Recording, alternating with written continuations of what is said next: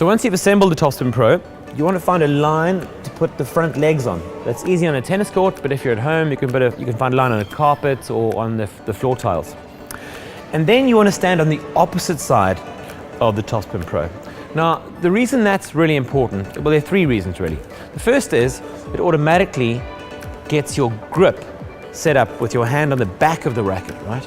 So that really helps with that. The second thing is it creates lag.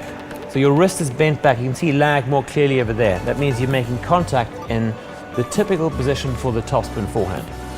And then the third thing is it allows you to extend into the shot. You can get your left elbow up almost sort of parallel to the ground. The problem is if you stand a bit too close to it, like this, too far forward, you'll end up swinging up like that and then folding, and that keeps this elbow tucked in, which is incorrect. Now the same is true for the backhand. You want to be almost in the same position like that. So it's identical to the forehand. And the single-handed backhand on the other hand is slightly different. You probably want to be about a shoulder width further back, because with the single-handed backhand, you make contact about a foot or so further out in front.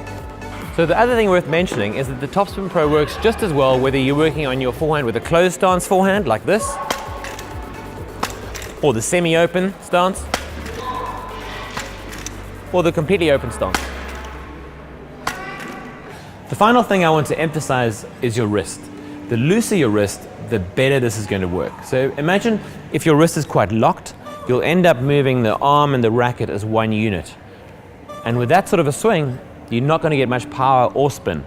But as soon as you relax your wrist and make it nice and loose, you can get a lot more acceleration. You notice how there, with the wrist as a hinge, I can get the racket head to really accelerate through the ball, and that's essential for spin and power.